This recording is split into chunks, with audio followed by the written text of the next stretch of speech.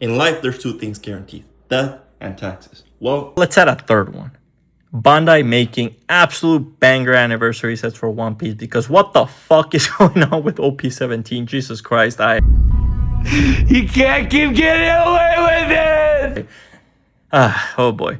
We're never going to see this in shelves, unfortunately, boys. I just want to recap OP17. I want to talk about OP17, maybe even rant a little bit about OP17. It's going absolutely crazy. Obviously, people are going absolutely nuts.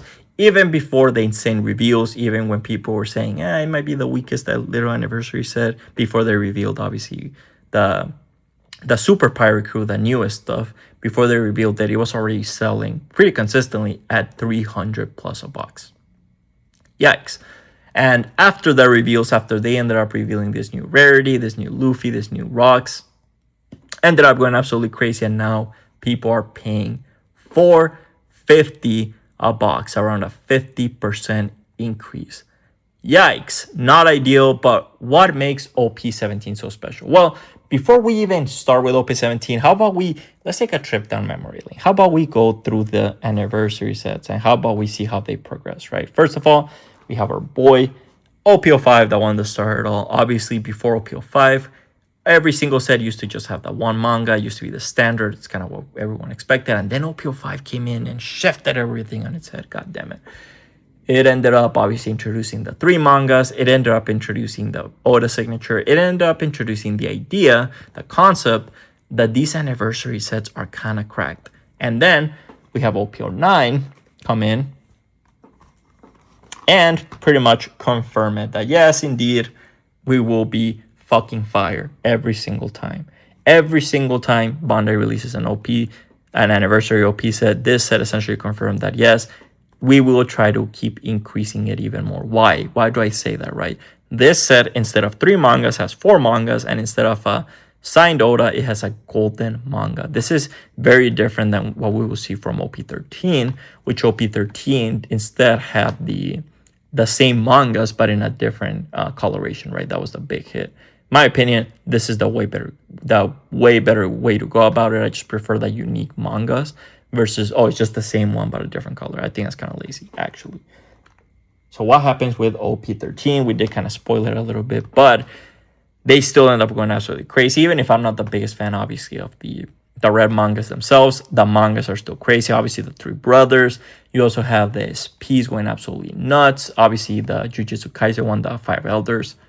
Probably some of the craziest looking cards in the game, just in general. And in general, they just keep continuing that trend forward. And we're now at OP17. We're at that time of the year. We're due. And what has been going on? What have they showed, right? Oh boy. Is Tisa not looking good. We are cooked. We're probably not gonna find this one in shelves. And why is that? Obviously, let's go through the stuff. Obviously, we have the regular stuff, the authors, the leaders. We already went through, and one of the leaders, of course, being, you guessed that, rocks. Obviously, rocks being introduced is gonna go absolutely crazy. Obviously, you have the Luffy leader as well. And not only do you have these 5 leaders, one of them being rocks, which is already hype enough, you have one of them being a super author leader, which is essentially like a manga, a little bit of a manga. I don't know if I should count this as a manga. It's a single panel of Luffy zoomed in face. I don't get it. I personally don't get too much of the hype for this one. I personally don't love this one. But obviously, it is a new rarity, so it's going to go absolutely crazy. People are going to try to find this leader like crazy, and I imagine it's going to drive the price up a lot, right? I imagine it's going to be one of the more pricey cards of the set, just because it is a Luffy card, and it is the new outfit, and it is a new rarity. So a lot going for it. What else does it have? Well, it also has SPs. What SPs does it have? What's the theme of this one? It's going to be the hockey theme.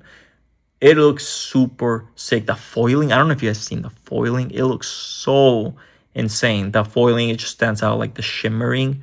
Definitely probably some of my favorite, just foiling wise, how they look. It just looks so crazy. I think it's definitely going to stand out in person. Definitely very excited to see these. My personal favorite is the Yamato one. And then you also have obviously the SP golden ones. These are the golden SPs of the new four emperors. So pretty cool. Obviously Buggy, you have Blackbeard, you have Shanks, and you have Luffy, Gear 5 Luffy to be exact, which is looking kind of goofy. I don't really like why is my man rubbing his belly like that? I don't know, it's kind of weird, but obviously it's gonna be insane. It is like Gear 5 Luffy, so what can you expect? And then yeah, we're still not even like halfway there. Oh boy, this set is gonna be so stacked. You also have the 4 mangas. It's gonna be the old 4 emperors. It's Big Mom, Kaido. You have obviously Whitebeard, and you have Shanks. Every one of them is gonna have the regular manga, which in my opinion, I'll be completely honest with you guys on this one, these are probably some of the weakest mangas I've seen. I just don't like how big they look. Why is Bro like in the way of the panels? I thought it was a manga rare. I want to be able to see the manga panels, but I digress. Not my personal favorites, but obviously these are manga cards, so what do you expect, right? Obviously gonna go crazy. And then you also have the creme of the crop. Finally, we're here. Jesus Christ, we are talking. This video is essentially just a like 8 to 10 minute glaze video. This is absolutely insane. And we have the final 2 cards, which are, oh boy, here we go. Are you ready?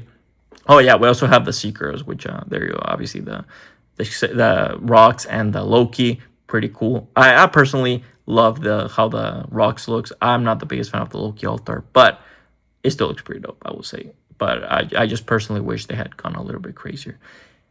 What is the actual chase here? What is the reason why these jumped? I mean, right? What did they announce that could have even made that happen?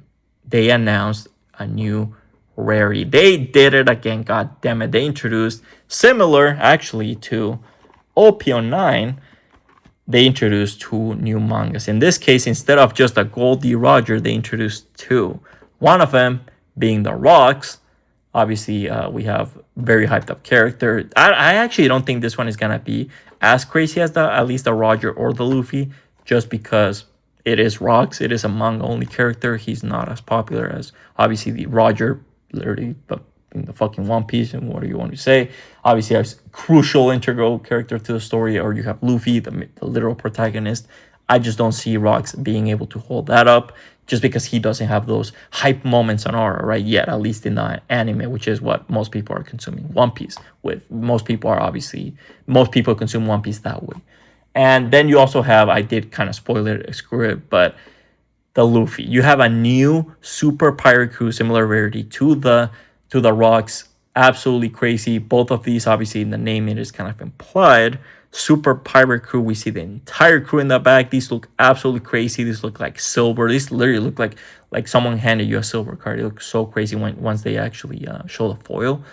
These are gonna be very expensive, guys. I just don't know what to say. Obviously, this is, like I said, this is gonna be a glazing video. Essentially, we're just recapping OP17, and I did say in the start it was gonna be a little bit of a rant as well, and here it is where it's gonna be. I just hate the fact that, you know, we get all these cool cards, we get all these cool shit, and it's meant to celebrate, right? Obviously, One Piece reaching 4 years is a huge deal. It's obviously a big deal, right? Obviously, I don't know if you guys know a lot about TCGs, but there's this thing called a 2-year curse.